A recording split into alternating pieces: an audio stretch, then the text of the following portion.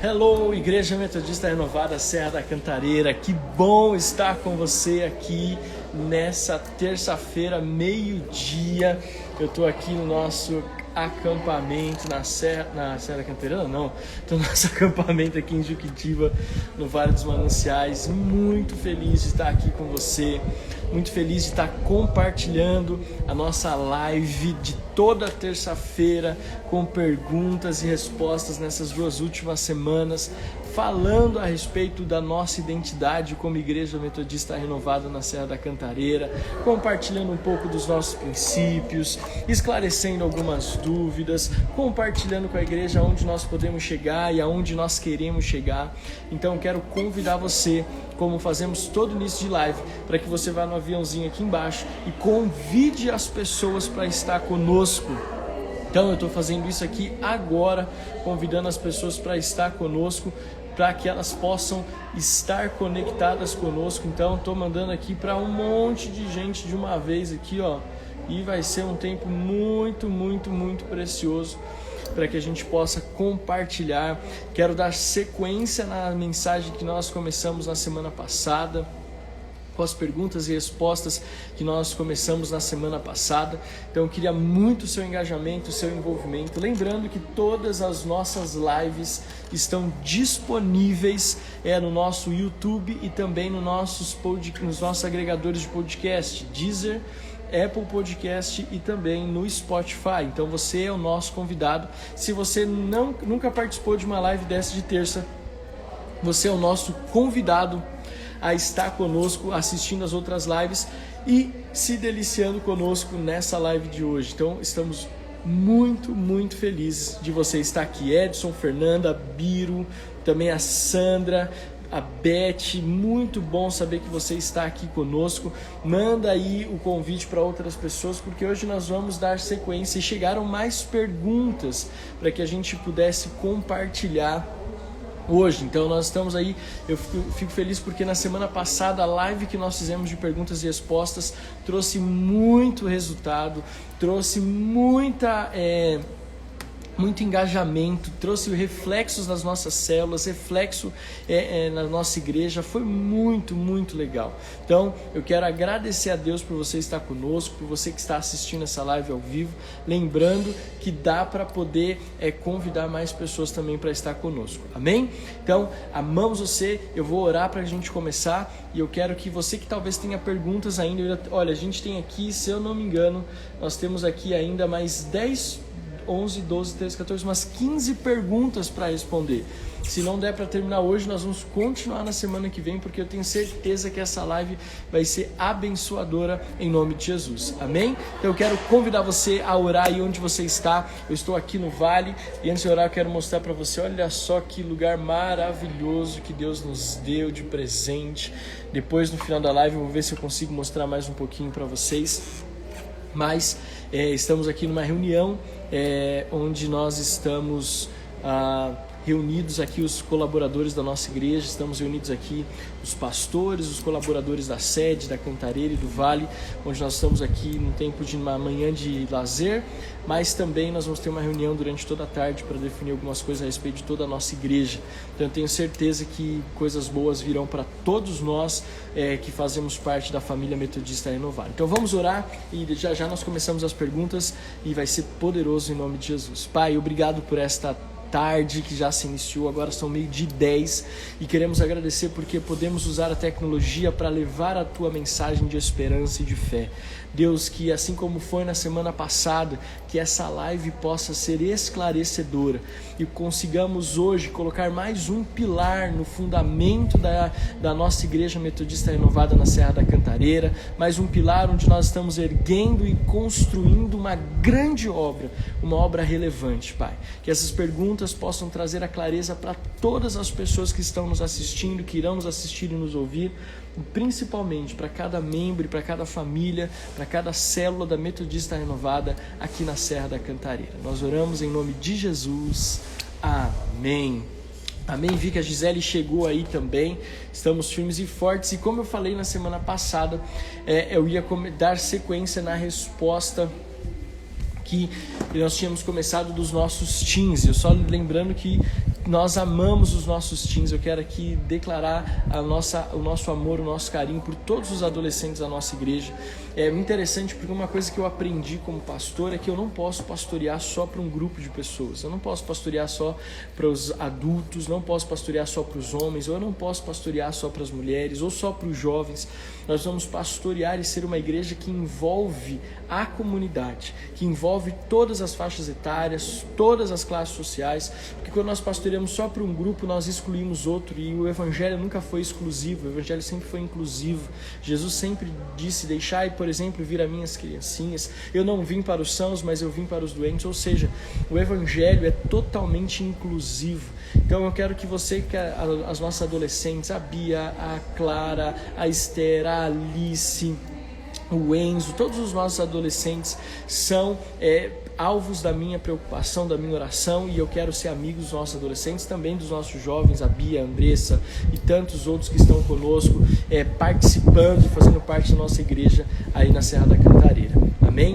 Espero que vocês estejam me ouvindo bem, porque aqui o sinal não é tão bom assim, então vamos orar para que Deus possa nos dar a graça de conseguir chegar até o final dessa live em nome de Jesus. Mas eu estava respondendo a pergunta das nossas adolescentes, e eu acho que uma pergunta que ficou assim, que eu falei que precisava de mais tempo, porque foi tão fluindo assim que a gente acabou não conseguindo ter tempo para responder todas as perguntas. Mas ela foi assim: se Deus já preparou, não sei se foi da Bia ou da Clara, se Deus já preparou o nosso marido ou esposa, nós vamos ter que nos encontrar. Mas se não fizermos o que Deus preparou, se não nos encontrarmos com a pessoa que Deus preparou e tomarmos a decisão errada, Deus vai nos dar outra chance?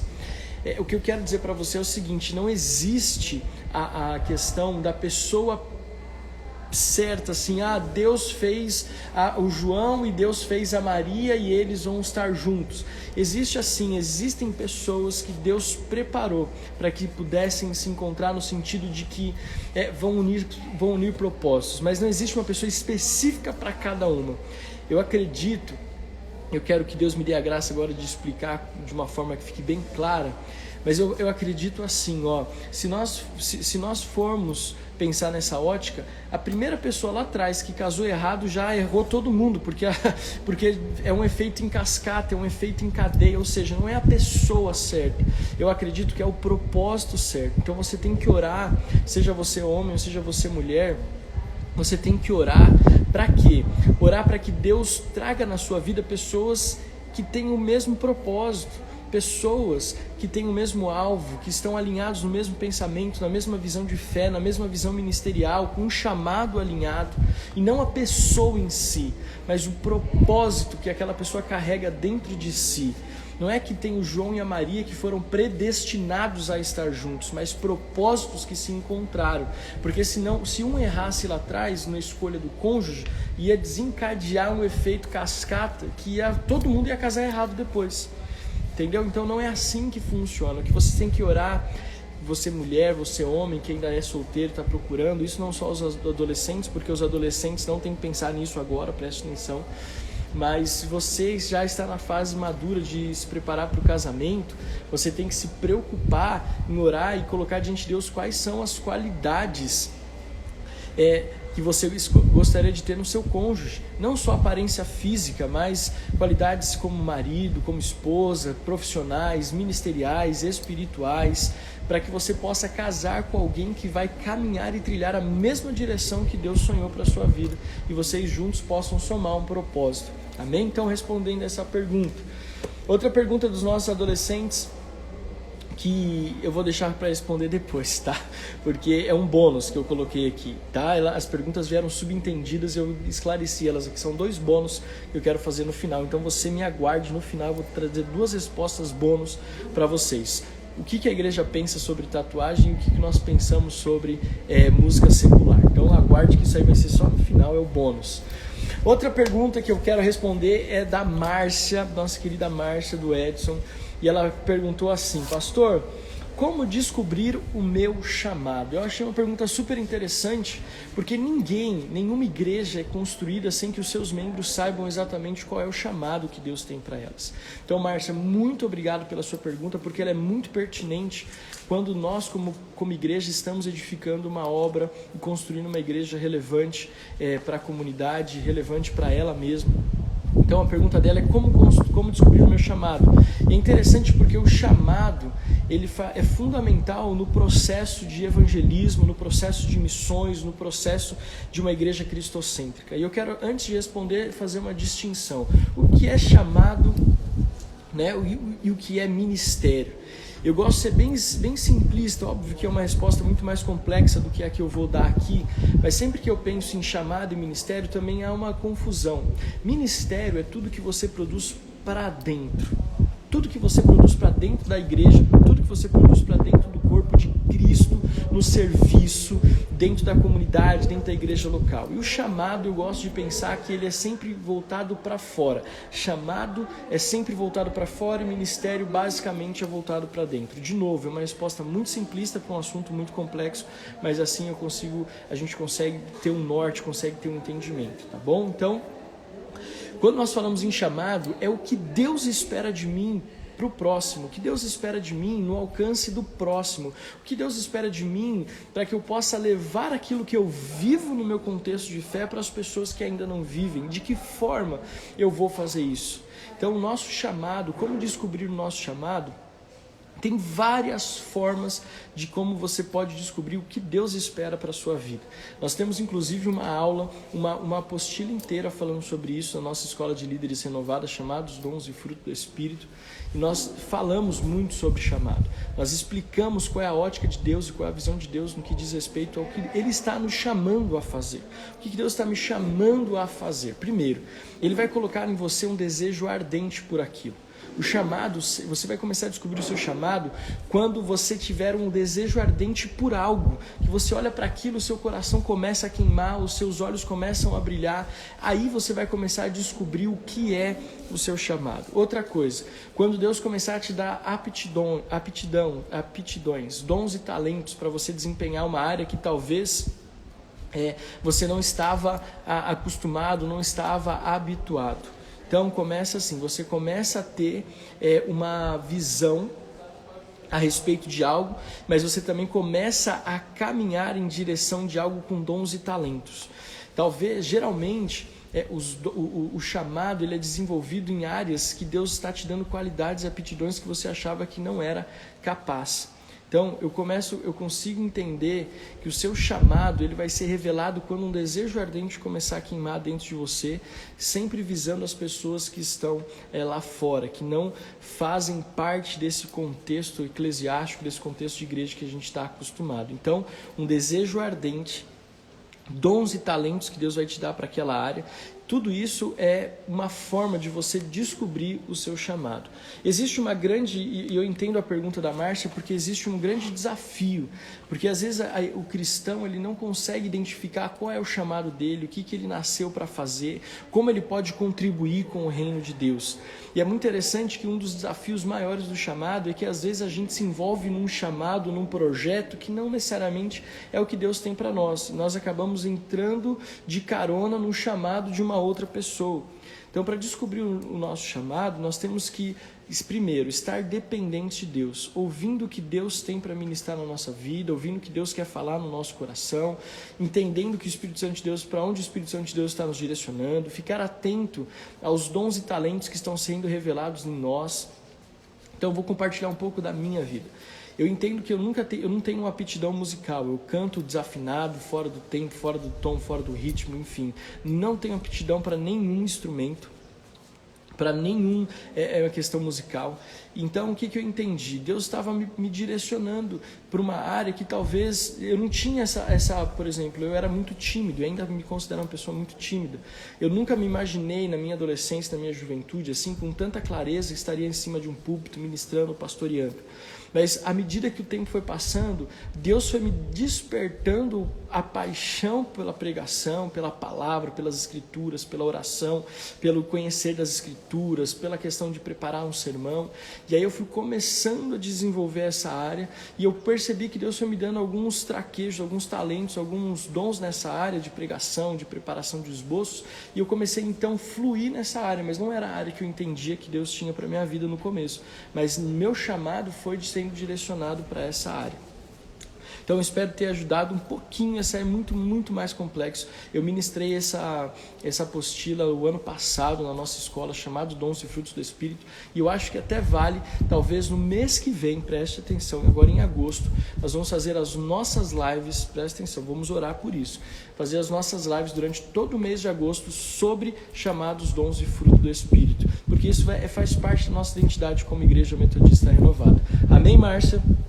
Outra pergunta que eu quero compartilhar com vocês, que é a pergunta da Renata. Eu até respondi ela muito aqui já, né?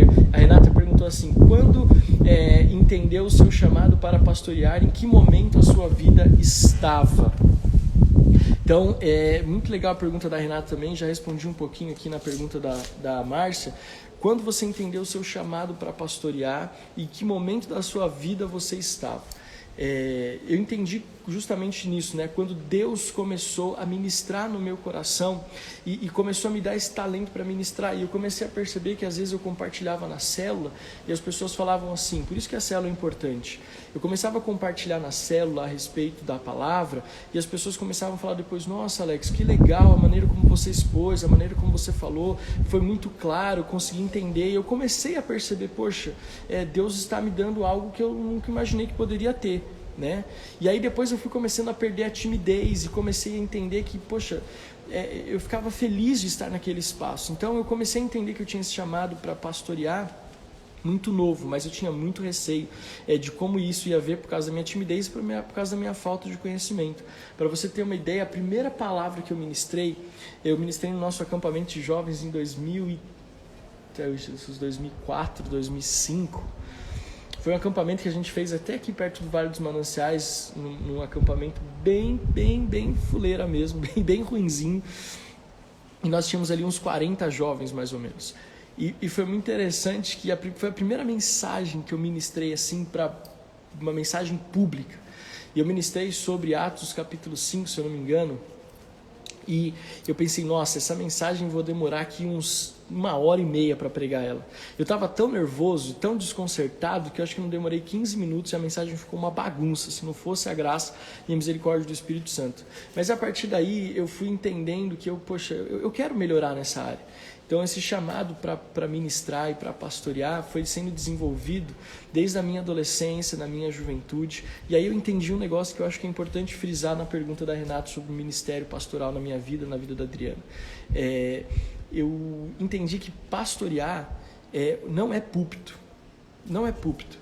Eu entendi que para pastorear é muito mais o relacionamento que eu tenho com os membros da igreja fora do púlpito do que necessariamente as mensagens que eu ministro em cima do púlpito. Então eu descobri que pastorear não necessariamente tem a ver com as mensagens que eu prego, mas tem a ver com o relacionamento que eu estabeleço com a igreja durante a semana, fora do púlpito, embaixo do púlpito. Então eu tenho para mim assim que pregar no meu ministério é a cereja do bolo. Pregar no meu ministério assim é algo que Deus me permite fazer porque Ele entende que é algo que é importante, óbvio, não estou desmerecendo o púlpito. Pregar é fundamental, a pregação direciona, a pregação impulsiona, a pregação restaura, a pregação liberta, mas se só vir uma pregação do púlpito, ministério pastoral, que não tiver um ministério pastoral de igreja, de corpo a corpo, de pastor com cheiro de ovelha, eu vou ser só um bom pregador, mas não necessariamente um bom pastor, ou necessariamente um pastor. Então o que eu entendi no meu ministério é que Deus me permite pregar, mas muito mais do que pregar ou ministrar, tanto eu quanto a Adriana, Deus quer que nós estejamos perto da nossa liderança de célula, perto das nossas famílias da igreja, perto dos irmãos da igreja. Então, esse é o ministério pastoral que eu entendo. Isso Deus foi desenvolvendo dentro de mim.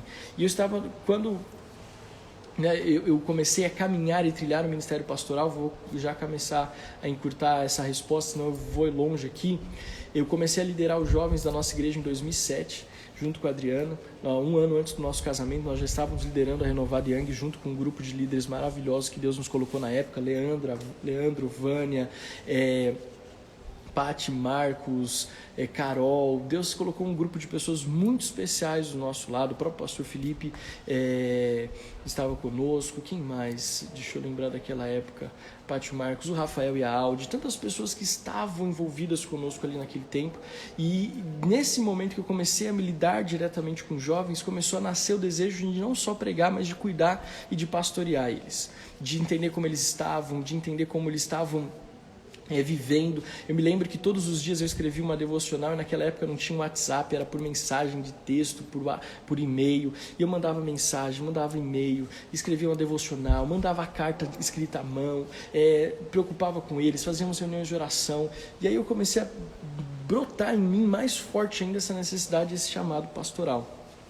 E aí então, eu me lembro que em 2010, numa reunião de Tadel, o pastor Joel falou assim, olha, agora no final do ano, dia 25, me pegou de surpresa, ele falou assim, olha, agora no dia 25, eu tenho visto tudo que Deus tem feito na vida do Alex, e agora no dia 25 de dezembro nós vamos ordená-lo ao ministério pastoral e dar sequência, na verdade, naquilo que ele já tem vivido no ministério com jovens, com as células e tudo mais. E eu me lembro que naquela terça-feira eu entendi de Deus que ele estava selando algo que ele já tinha brotado no meu coração lá atrás e que estava aperfeiçoando e desenvolvendo. Então eu estava num momento muito bom da minha vida, tinha acabado de casar, tinha dois anos de casado, Deus estava prosperando a nossa vida. Então assim, essa é um momento em que nós entendemos o nosso ministério pastoral e nós estamos descobrindo e entendendo ele até hoje. Aleluia. Amém? Então, mas aí firmes, Thiago, Sandra, tô vendo aqui também a Marta, a Paula Todoverdo, tanta gente está aqui conosco. Só lembrando que essa live vai ficar salva e você vai poder acompanhar essa live, poder estar conosco nessa live mais para frente, em nome de Jesus. Amém? Se você também quiser, ainda dá tempo de você convidar outras pessoas para estar conosco, para que elas possam compartilhar e para que elas possam estar ouvindo as respostas às perguntas que vocês mesmos fizeram para nós. Amém? Outra pergunta que eu quero responder, muito interessante, é a pergunta da Sandra. Ela perguntou assim, pastor, o senhor acha que os dias atuais têm contribuído para que os fiéis da igreja busquem menos a Deus? Pelo contrário, Sandra, eu acho que esses dias têm feito com que as pessoas busquem mais a Deus, né? E eu vejo assim, a resposta que eu dou é baseada naquilo que nós temos vivido com a Cantareira, por exemplo, e também na sede. Nesse tempo de quarentena, o que nós temos visto é a igreja crescendo e não diminuindo. Então eu tenho visto que as pessoas, é óbvio, né, que as pessoas estão um pouco mais receosas, estão com um pouco mais de medo, estão um pouco mais preocupadas, emocionalmente mais sensíveis, e tudo isso aponta para uma resposta, aponta para um desejo de conhecer algo maior do que ela mesma, e a gente sabe que isso na verdade é um anseio da nossa alma e do nosso espírito por uma relação pessoal com o Espírito Santo de Deus. Então, a Bíblia fala que é o Espírito Santo que convence o homem do pecado, da justiça e do juízo. Então, é interessante a gente entender que as pessoas hoje estão mais suscetíveis e mais desejosas de conhecer a Deus e conhecer o Espírito Santo. O medo do que pode acontecer financeiramente, o medo de ficar doente, o medo de perder o emprego, o medo de perder os bens, o medo de ficar sem comida, o medo de alguma coisa acontecer com a vida dela e ela não saber o que vem depois da morte. Então, eu vejo que as pessoas têm buscado mais a Deus. Eu vejo que as pessoas têm se aproximado mais de Jesus, têm se aproximado mais da igreja. Nós podemos perceber, você mesmo pode perceber, que a igreja tem ficado mais unida, as pessoas têm estabelecido e firmado mais os seus vínculos de relacionamento. Então o que eu tenho para dizer é o seguinte, a igreja na verdade ela tem crescido nesse tempo de quarentena.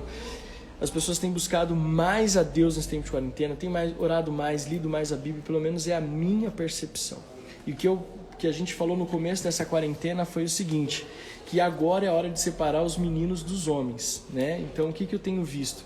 Que agora a gente tem conseguido ver verdadeiramente os fiéis, os cristãos fiéis e aqueles que estavam meia boca na expressão popular, né? Que estavam meio raquíticos espiritualmente. Então agora a gente tem visto que aqueles que estavam firmes com Jesus permaneceram mais firmes e aqueles que estavam mais ou menos tiveram que tomar uma decisão, ou eu vou de vez ou eu largo de vez. Eu tenho visto que as pessoas têm se aproximado mais de Jesus. Amém? Outra pergunta que fizeram aqui, e eu estou gostando muito dessas perguntas e respostas, porque isso é maravilhoso, muito, muito legal. O que preciso fazer para ter uma vida de sucesso em Cristo? Eu esqueci de anotar quem perguntou essa daqui, mas o que preciso fazer para ter uma vida de sucesso em Cristo? A pergunta, não lembro de quem foi. Primeira coisa para você ter uma vida de sucesso em Cristo é o seguinte: estar em Cristo. Porque muitas pessoas querem ter uma vida de sucesso em Cristo sem estar em Cristo, sem estar em Jesus. E não estamos falando aqui de religião, nós estamos falando da manifestação do poder de Deus em nós, de um cristianismo vivo e eficaz, onde eu reconheço que Jesus, o Filho de Deus, morreu na cruz do Calvário pelos meus pecados, pela remissão dos meus pecados, pelas minhas enfermidades físicas e espirituais, emocionais, me trouxe a possibilidade de viver a vida eterna com o Pai como Filho de Deus e não mais como criação apenas, mas como Filho. Então, uma vida de sucesso em Cristo começa a estar em Cristo. Muitas pessoas querem uma vida de sucesso sem estar em Cristo. E eu estava conversando com alguns pastores de jovens há um tempo atrás e a gente chegou à conclusão nessa conversa, foi muito legal. Um dos pastores que falou assim: olha, existe café sem cafeína, leite sem lactose, mas não existe cristianismo sem Cristo. É interessante isso. Nós estamos acostumados a tirar. Ontem eu estava vendo um perfil no Instagram onde o menino pediu um açaí sem açaí, só com o leite condensado, o leite ninho e o morango. Outra coisa que eu vi também é que as pessoas pedem um hambúrguer sem a carne, um cachorro quente sem a salsicha. Tudo isso é possível você pedir. O que é impossível é você viver uma vida em Cristo sem Cristo. Isso não dá para viver, não dá para maquiar Cristo. Hoje existe muita questão de um evangelismo, de um cristianismo emocional. Eu choro, eu até choro na igreja, eu até me emociono com a palavra, mas a emoção não necessariamente diz que você é alguém que tem uma conexão com Deus. Porque muitas vezes é só a nossa alma sendo saciada e afagada, e não necessariamente o nosso espírito sendo tratado. Então, uma vida de sucesso em Cristo não tem outro segredo. Eu poderia te dar uma resposta muito mirabolante, mas a mais importante delas é realmente estar em Cristo. Pastor, e o que é estar em Cristo, então? Estar em Cristo, primeiro de tudo, é ter a mente de Cristo, é andar como Cristo andava, é pensar como Cristo pensava, é agir como Cristo agia. E, gente, isso é muito difícil. Eu não estou falando aqui que eu tenho todas essas qualidades, eu tenho buscado isso e às vezes é uma guerra que eu travo comigo mesmo. Mas é importante nós entendermos que nós precisamos ser cristãos, e cristãos são pessoas que agem como Cristo agia, pessoas que vivem como Cristo vivia. Então nós temos que construir diariamente o caráter de Cristo em nós, estabelecer o caráter de Cristo em nós. Então uma vida de sucesso passa por estar em Cristo. Óbvio que muitas coisas ajudam. Para você estar em Cristo e conhecer mais Jesus, você precisa ter disciplinas espirituais. Disciplina da graça, disciplina da Bíblia, disciplina da oração, disciplina do jejum, disciplina da adoração, disciplina da comunhão com o Pai, a comunhão com o irmão, a disciplina da submissão, de você entender que o que Paulo fala em Filipenses, de considerar o próximo superior a si mesmo. Então, existe muita coisa que vai nos ajudar a viver um cristianismo de sucesso. E a gente precisa mergulhar de cabeça, sem medo, porque tem muita gente. Eu lembro que nós estamos em 2020, eu acho que em 2010, 2009 mais ou menos, eu não sou bom de data, mas em 2009 mais ou menos Deus me deu uma mensagem chamada Mergulhando na Visão. E essa mensagem depois se tornou um seminário que percorreu as nossas igrejas do Brasil e depois algumas outras igrejas que nem faziam parte da nossa denominação, até me convidaram para ministrar nesse seminário com Mergulhando na Visão, mas rodou muito lugar, foi muito legal. Mas esse começou dentro de uma mensagem que eu ministrei aqui onde eu estou, no Vale dos Mananciais, exatamente aqui, a alguns metros onde eu estou, e eu ministrei essa mensagem no nosso acampamento. E nessa mensagem eu falava sobre o profeta Jonas. Quando o barco está quase afundando e as pessoas começam a jogar os pertences no mar para que o barco não afundasse, Jonas fala: me joguem no mar para que vocês não morram, porque tudo isso está acontecendo por minha causa. Naquela hora eu entendi que muitas vezes nós queremos viver um cristianismo de sucesso molhando os pés. Sabe aquelas meninas que vão no acampamento da igreja e que ficam só com o pezinho na beira da piscina, molhando só o pezinho? Ai, não molha meu cabelo, porque o meu cabelo pode estar com chapinha, enfim. Tem muita gente que quer viver um cristianismo assim, onde tu coloca só os pezinhos na água. Quando, na verdade, nós precisamos mergulhar. Jonas falou assim, me joga na água. Me joga na água porque eu quero que vocês sejam salvos. E olha só, quando Jonas mergulhou, quando Jonas caiu por inteiro na água, você sabe a história, um grande peixe comeu ele, enfim, ele ficou ali 3 dias na barriga do grande peixe. Deus me trouxe a seguinte visão: quando Jonas mergulhou, quando ele caiu na água, ele salvou três grupos de pessoas. Primeiro, Jonas salvou as pessoas que estavam no barco, porque a tempestade passou. Então Jonas salvou as pessoas que estavam no barco. Segundo, Jonas salvou as pessoas. Jonas foi responsável pela salvação da cidade de Nínive, porque a Bíblia fala que depois de 3 dias ele foi colocado em Nínive, e ele um dia pregou para toda a cidade. Deus se arrependeu, a cidade se arrependeu e Deus teve misericórdia daquela cidade. Segundo grupo. E terceiro, ele salvou a sua própria vida e o seu próprio ministério. Consegue entender o que eu estou ministrando para você? Então, o cristianismo de sucesso envolve mergulhar de cabeça em tudo aquilo que Deus tem para a minha vida e tudo aquilo que Deus tem para a sua vida. Tá fazendo sentido aí, Fê? Vocês estão dando risada do exemplo da piscina, né? A Beth, Fernanda, Edson, Márcia, Paula, muito legal. Gente, lembrando só que essa live vai ficar salva no nosso YouTube, também nos nossos agregadores de podcast, Apple Podcast, Deezer e Spotify. É só você procurar lá por Renovada Cantareira e você vai achar todos os outros podcasts. Essa é a nossa live de número 10. Então, a nossa live de número 10. É isso aí, Fê. Nós temos que mergulhar em lugares profundos em nome de Jesus. Então, outra pergunta. Como viver... Vou fazer outra pergunta que a Sandra fez aqui. Como viver uma vida de leitura e oração? Uau, que legal essa, como viver uma vida de leitura e oração. É muito interessante porque a gente fala muito de ler a Bíblia e muito de orar e a gente às vezes faz pouco. Não estou falando você, porque você que está aqui é porque você ora muito e você lê muito a Bíblia. Mas, para que você tenha uma vida de leitura da palavra e de oração, você precisa estabelecer uma rotina espiritual. Porque se você não estabelecer uma rotina, você não vai orar e você não vai ler. Então, há muito tempo atrás eu vi um testemunho, não vou lembrar de quem, mas que é um pastor que ele falava assim: sem Bíblia, sem comida. Então ele não podia comer enquanto ele não lesse a Bíblia, porque ele falou assim: se eu alimento o meu corpo, eu preciso alimentar o meu espírito. Então ele estabeleceu como rotina para ele só poder se alimentar fisicamente depois que ele se alimentasse da palavra. Eu confesso que para mim, na minha rotina, nem sempre é fácil conciliar essa disciplina espiritual. Então uma prática que eu tenho é que, ao invés de acordar e ligar o celular no Instagram ou no WhatsApp, eu já abro o aplicativo da Bíblia e eu já começo a ler a Bíblia ali antes mesmo de levantar da cama. Eu aprendi isso também com o apóstolo Joel, um homem mais sábio que vive entre nós nos dias atuais. Ele falou assim: olha, outro dia a gente estava conversando e ele falou assim: o segredo, algumas pessoas às vezes me perguntam qual é o segredo da minha proatividade, da minha disponibilidade, e ele falou assim: eu estava pensando sobre isso.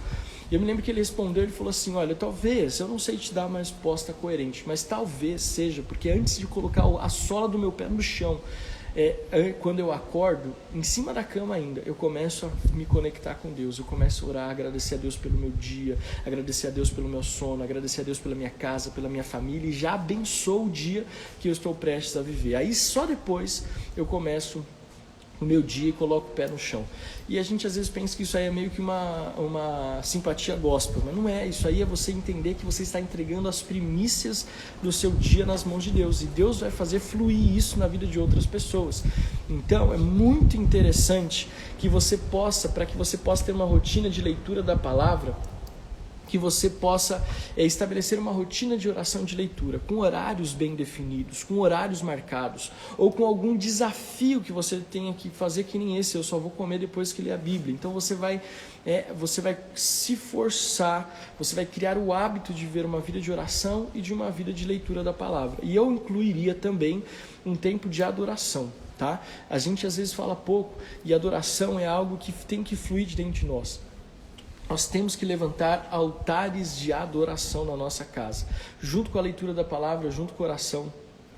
um altar de adoração. Gente, eu estou correndo porque tem um monte de pergunta aqui ainda.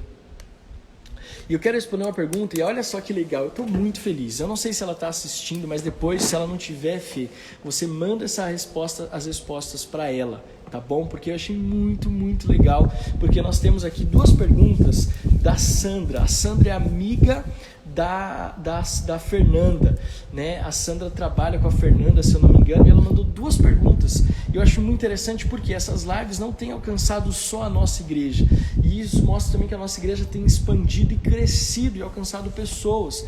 E ela não é, pelo que eu entendi, ela tem assistido os nossos cultos online, e ela mandou duas perguntas. A primeira dela: se Deus morreu por os nossos pecados, por que temos que pagar até hoje? Olha só que interessante a pergunta dela. Olha só que pergunta fantástica. Se Deus já morreu pelos nossos pecados, por que nós temos que pagar até hoje? Gente, talvez uma das perguntas mais incríveis que a gente já teve, né? Não estou menosprezando as outras, pelo amor de Deus, porque a Adriana fala assim, às vezes você fala, enaltece um e parece que as outras não servem. Não é isso que eu estou falando. Todas as perguntas nos conduziram às duas melhores lives da Cantareira até agora. Mas eu gostei dessa pergunta, porque ela traz assim uma verdade espiritual muito profunda. Se Deus morreu pelos nossos pecados, por que nós temos que pagar até hoje? Olha só que interessante, a resposta é a seguinte: a Bíblia fala que Jesus morreu na cruz pelos nossos pecados. Isaías 53, o profeta Isaías, um dos livros, gente, vou dar uma dica aqui para vocês. O livro do profeta Isaías é um dos livros na Bíblia, no Antigo Testamento, que mais falam a respeito do Messias, que mais falam a respeito de Jesus. Então, ele fala e traz as verdades a respeito de Jesus como nenhum outro livro do Antigo Testamento. Todos os livros da Bíblia revelam Jesus, mas o livro do profeta Isaías faz isso com uma acima da média, né? Então, depois, se você quiser, mergulhe e medite no livro do profeta Isaías. Mas lá no capítulo 53, ele vai trazer a tona, né? A respeito da questão do qual é o propósito de Deus para a nossa vida e o que Jesus fez morrendo na cruz do Calvário. Jesus morreu pelos nossos pecados. E a Bíblia fala lá em Isaías que o castigo que nos traz a paz estava sobre ele. A Bíblia fala que quando Jesus morreu, né, ele pagou toda a nossa dívida. E é interessante que no encontro com Deus nós usamos a expressão assim: se você não fez o ano que vem, esse ano não vai ter mais, mas o ano que vem você participe, tanto de mulheres quanto de homens, que a gente fala assim: eu não sou um pecador lutando para ser santo, eu sou um santo lutando contra o pecado. Porque quando Jesus morreu na cruz, todo o nosso pecado foi perdoado. A grande questão que fica, e que talvez seja a dúvida da Sandra, é a seguinte: nós não estamos pagando pelo preço do nosso pecado, nós estamos colhendo as consequências daquilo que nós fizemos. Entenda, existe uma diferença muito grande. Eu gosto sempre desse exemplo. Nós entendemos que o sexo foi preparado para o casamento. Preste atenção, o sexo foi preparado para o casamento. Então, todas as vezes que você tem uma relação sexual fora do casamento, você está em pecado, eu estou em pecado. Então, graças a Deus, hoje eu tive privilégio, eu vou contar isso para vocês uma outra hora, mas tive privilégio de conhecer a única pessoa que eu conheci nessa intimidade profunda foi a minha esposa. Nunca tive outra mulher na minha vida, graças a Deus por isso. Mas muitas pessoas têm uma vida sexual ativa antes do casamento. E o que acontece? Pode ser que essa pessoa engravide. Essa pessoa teve uma relação sexual antes do casamento, com um namorado, um noivo, engravidou antes de casar. Aos olhos de Deus isso é errar o alvo, que é pecado. E essa pessoa engravida. O que acontece? Eu já vi isso acontecer várias vezes não, eu vi isso acontecer algumas vezes. Não parece que eu sou um pastor que fica jogando informações ao vento. Não, algumas vezes, infelizmente, nós vimos isso na nossa igreja, no nosso ministério. Faz muitos anos que isso não acontece, mas nós estávamos ali e chegava essa situação, a pessoa se arrependia, a menina se arrependia, o rapaz se arrependia, eles: meu Deus, me perdoa, Senhor, peço perdão para os pastores, para a liderança, para a igreja, para a família, para todo mundo, e você vê um arrependimento genuíno. E aí que está o ponto, preste atenção. Não é porque aquela pessoa se arrependeu que a criança vai deixar de estar no útero. Consegue entender o que eu estou ministrando para você? Não é porque o pai se arrependeu, porque a mãe se arrependeu, que Jesus deixou de perdoar. Não, Jesus perdoou aquele casal, aqueles adolescentes, aqueles jovens que não eram casados, engravidaram. Jesus perdoou, a liderança perdoou, a família perdoou, mas a criança não vai deixar de existir. Por quê? Porque a criança foi fruto daquele ato. E também não estou falando que a criança é maldita, presta atenção, vigia no que eu estou falando. Tá? Eu só estou dizendo que não dá para tirar, continua, é uma consequência. Então nós estamos muitas vezes vivendo não a falta de perdão de Deus, ou não pagando um preço, ou sendo castigados. Nós estamos vivendo as consequências das nossas ações. Não existe, não é porque nós nos arrependemos que Deus vai nos eximar, ou nos eximir, eu não sei qual é a palavra certa, nos tirar a questão de vivermos a consequência, de colhermos o fruto daquilo que nós semeamos. É muito importante nós entendermos isso. Em nenhum momento Deus deixou de perdoar os nossos pecados em Jesus. A Bíblia fala também no profeta Isaías que Deus lançou os nossos pecados no mar do esquecimento e não faz nem menção deles. Então, nós vamos entender o seguinte: nós não estamos pagando um preço, sendo castigados, porque quando fala pagar um preço, pressupõe que estamos sendo castigados. Não é isso. Nós estamos falando o seguinte: nós estamos falando que nós estamos, por vezes, colhendo as consequências daquilo que foi plantado lá atrás. Então, quando nós nos arrependemos, Deus perdoa todos os nossos pecados. Por isso que Jesus fala para aquela mulher assim, que foi pega em adultério e ia ser apedrejada: mulher, onde estão os teus acusadores? Eles foram embora, os teus pecados foram perdoados. Mas Jesus fala para ela: vá e não peques mais, porque se você pecar, você vai sofrer as consequências de novo. Não é que Deus não nos perdoa, é que nós vamos colher todas as vezes que erramos as consequências do nosso erro. Eu acho que deu para entender. Paz, Eduardo, Deus abençoe a sua vida. Aline, Deus abençoe. Alessandro Mena, Mari, Sandra, Lê Macedo, quanta gente conosco. Deus abençoe vocês em nome de Jesus. Outra pergunta que a Sandra fez, ela fez a seguinte pergunta: por que temos que falar em outras línguas? Uau, eu também gostei demais dessa pergunta. Por que temos que falar em outras línguas? Por quê? O falar em línguas é uma manifestação do Espírito Santo. O falar em línguas é uma manifestação do poder de Deus em nós. Existem vários dons do Espírito: o dom do amor, o dom da caridade, o dom da fé, e existe também o dom de línguas e o dom de interpretação de línguas. Então, por que nós falamos em línguas? Por que nós falamos uma língua espiritual? Primeiro, porque é uma forma de nós nos comunicarmos com o Espírito de Deus, de uma forma que o diabo nem os demônios possam interferir ou roubar. É uma linguagem direta e uma comunicação direta com o Pai. Segundo, porque é evidência da manifestação do Espírito Santo em nós. Então, falar em línguas é uma manifestação do Espírito Santo de Deus em nós. Segundo, o apóstolo Paulo fala que quando nós oramos em línguas, nós estamos orando, estamos edificando a nós mesmos. A oração em línguas edifica o cristão. Então nós falamos em línguas por todas essas razões: porque é um dom do Espírito, é uma manifestação do Espírito, porque é uma edificação pessoal, porque é a língua que não sofre interferência, mas vai direto ao trono do Pai. Então nós nos falamos e oramos em línguas por essa questão espiritual, uma evidência do manifestar do Espírito Santo de Deus em nós. O que nós não fazemos é tratar isso como o suprassumo, como o máximo da vida cristã. Porque infelizmente tem igrejas que elas colocam essa questão do falar em línguas como se fosse o máximo da fé cristã. Entenda, se você pode, você tem que buscar por essa evidência, por essa manifestação do Espírito Santo de Deus na sua vida. Mas não se sinta menos cristão se você não o fizer, porque eu entendo que isso é algo que o Espírito Santo vai liberar na sua vida. Existem muitas coisas que poderíamos falar sobre batismo com o Espírito Santo, ou o dom de línguas, o dom de falar em línguas. Mas eu quero que você não tenha medo de deixar o Espírito Santo falar e liberar palavras espirituais dos seus lábios, porque isso é uma oração, isso é uma edificação pessoal. Por exemplo, eu invisto muito tempo com oração em línguas. Do meu tempo devocional, talvez quase que 60, 65, 70% da minha vida de oração em línguas. eu entendo. E quanto mais eu oro em línguas, mais o Espírito Santo me direciona qual é a área que eu devo orar. Isso é muito edificante. Então experimente, e nós podemos fazer talvez em setembro disciplinas espirituais. Aleluia. Então a gente faz em agosto nas nossas lives da Aliança de Membresia, da nossa aula de membresia sobre chamados dons e fruto. E em setembro, quem sabe a gente não fala sobre dons espirituais, como a nossa igreja trabalha os dons espirituais. Amém? Então eu respondi as duas perguntas da Sandra, crendo que a Fê vai compartilhar com ela em nome de Jesus. Então se você tiver perguntas, ainda dá tempo, aliás, mais ou menos, temos 10 minutos, e eu falei que tinha 2 perguntas bônus para responder, e ainda sobraram perguntas aqui. Para que serve o Tadel? O Tadel é treinamento avançado de líderes, vou responder, não sei se respondi semana passada.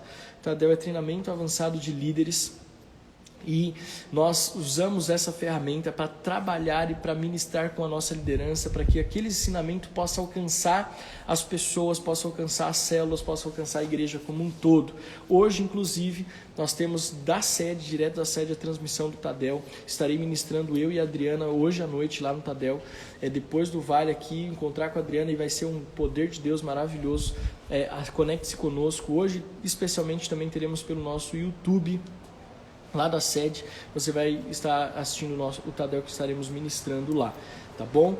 Mas o Tadel então é treinamento avançado de líderes, e ele serve para treinar a liderança de célula, para pastorear melhor as nossas células.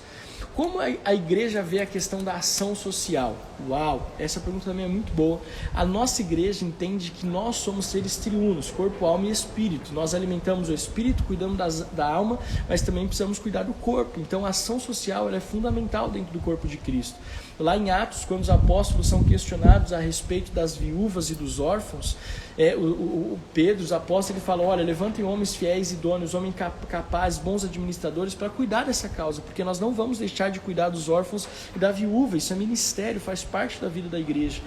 Mas nós não vamos deixar de cuidar do mais importante, que é o espiritual. Então a igreja vê a questão da ação social como algo muito importante. Não é à toa que a nossa igreja trabalha com questões sociais. Só tivemos que parar um pouco com as aulas de música, com algumas questões sociais, por conta justamente da pandemia, da quarentena, do isolamento, mas nós distribuímos cestas básicas, inclusive durante a pandemia, assistência a mães que tiveram bebês, doação de roupas, doação de alimentos, enfim, porque isso é fundamental.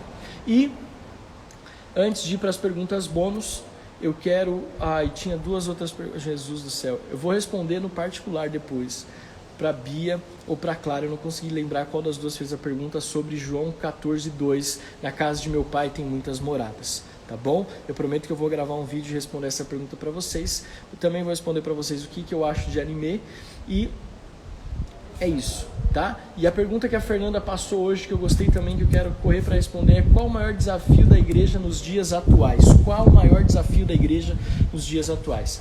Eu vou falar para você, para mim, qual é o maior desafio que eu vejo. O primeiro deles é que a igreja hoje, ela está envolvida num contexto muito diverso. Existe uma diversidade que tem roubado muitas vezes o coração dos membros da igreja, roubado o coração dos nossos jovens, dos nossos adolescentes, homens e mulheres. Então, nosso desafio é combater algumas questões que têm sido impregnadas na mente e no coração da sociedade. Coisas que envolvem muito mais do que política, muito mais do que esquerda e direita, mas que envolvem aborto, ideologia de gênero, marxismo e tantas outras questões tão desafiadoras que roubam.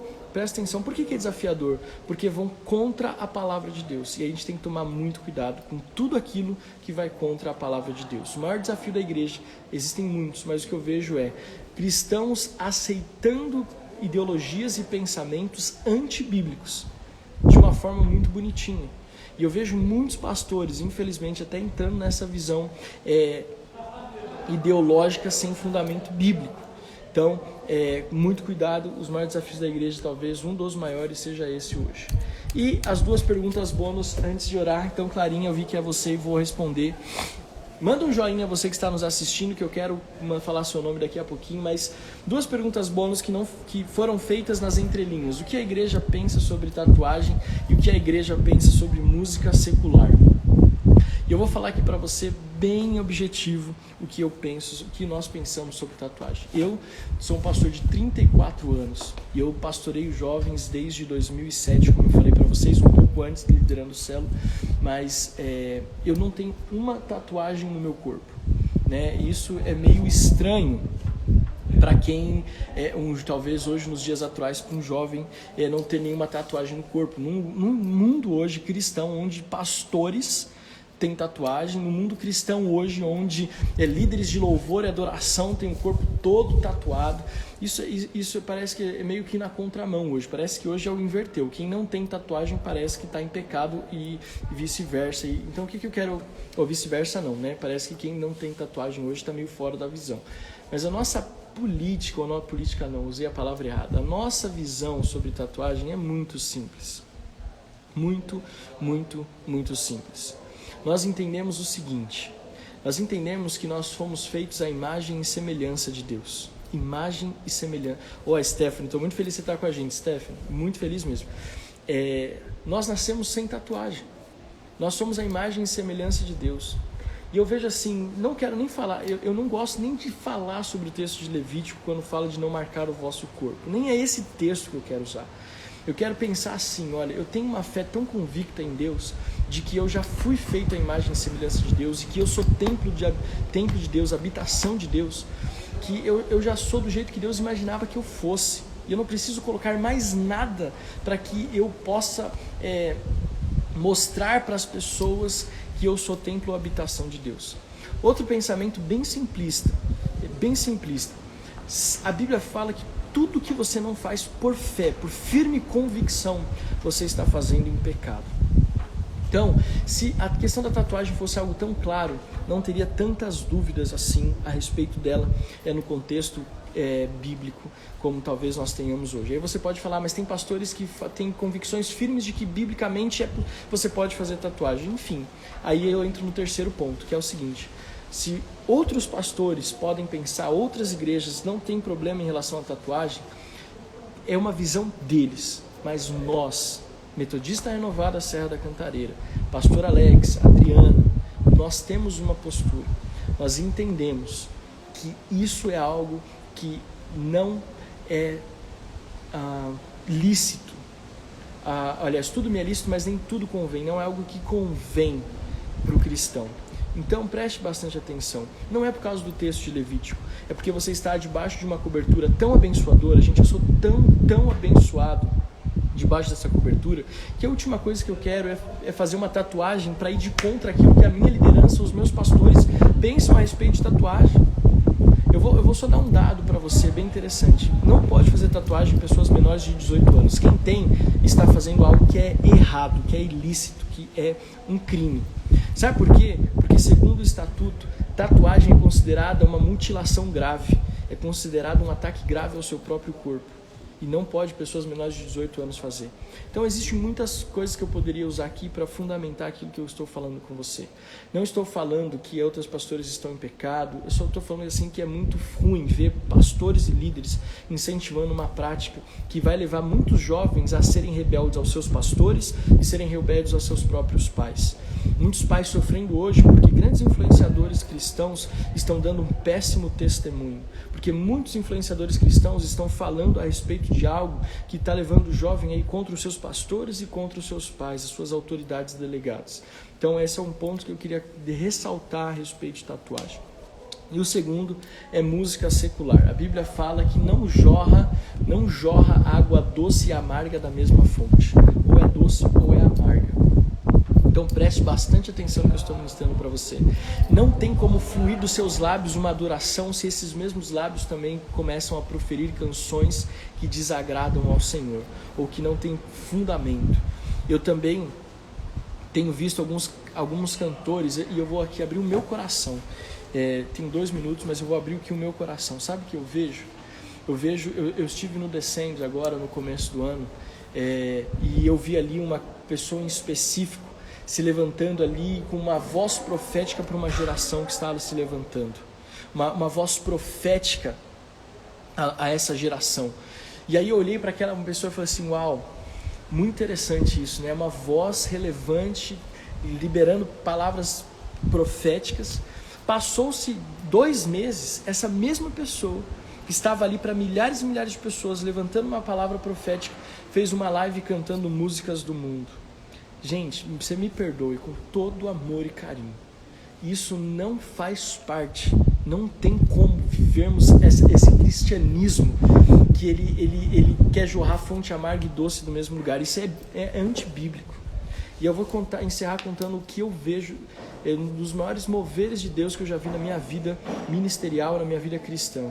Sarah Shiva, para mim uma das maiores autoridades nessa área, filha de 2 cantores ícones no Brasil, Pepeu Gomes e Baby do Brasil, viveu nesse contexto musical desde que nasceu. E uma das vezes que eu mais vi assim nitidamente o mover do Espírito Santo foi numa ministração que ela fez sobre o altar, e ela falou sobre música do mundo. Um culto que começou às 18 horas num domingo e foi terminar quase 11 horas da noite, porque foi tantas pessoas se vomitando, tantas pessoas manifestando demônios, quando foi orado especificamente pela libertação da mente na questão da música secular.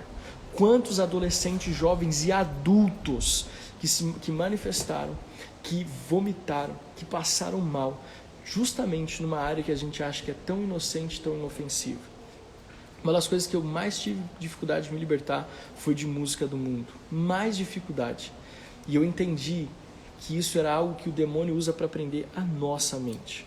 Então esses 2 bônus, tatuagem e música do mundo, a gente pode até aprofundar um pouco mais. Se você quiser, eu estou aqui para te abençoar e compartilhar um pouco do que eu penso. Mas eu digo para você, não tem como jorrar água doce e amarga da mesma fonte. Ou você foi feita para adoração e louvor a Deus, ou você foi feito para louvor e adoração do mundo, do eu ou do próprio diabo. Então preste bastante atenção nisso. Não quero que você ache que nós somos uma igreja legalista. De novo, Provérbios 11:14. Não havendo direção sábia, o povo fracassa. Com muitos conselheiros, porém, há segurança. Então eu quero abençoar a sua vida. Eu quero dizer para você que a segurança que nós temos não é uma igreja legalista, é uma igreja que vive princípios bíblicos. Eu espero que você continue nos amando depois dessas 2 semanas de live de perguntas e respostas. Pelo contrário, eu acredito que ela foi extremamente esclarecedora para todo mundo.